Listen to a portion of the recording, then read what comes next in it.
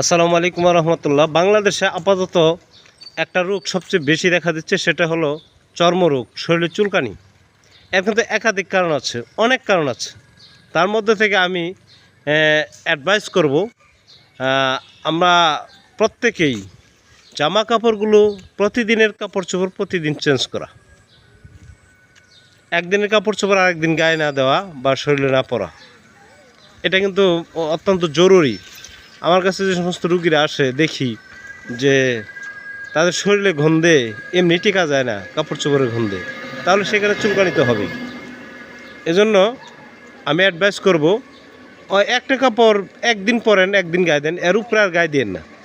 এটা ভালো করে ধুয়ে পরিষ্কার করে, পারলে গরম পানি দিয়ে ধুয়ে পরিষ্কার করে তারপরে পুনরায় আবার ব্যবহার করেন।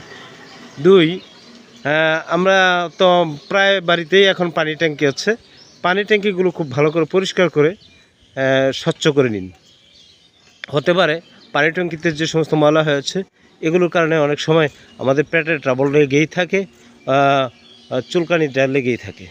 পানি ট্যাঙ্কিগুলো পরিষ্কার করুন, তারপরে ডাক্তার যে সমস্ত ওষুধপত্র লেখে বা দেয় সেগুলো ওষুধ খান এবং ইউজ করুন। ইনশাল্লাহ আল্লাহ পাক ভালো করার মালিক, তিনি ভালো করবেন। ভালো থাকবেন সবাই।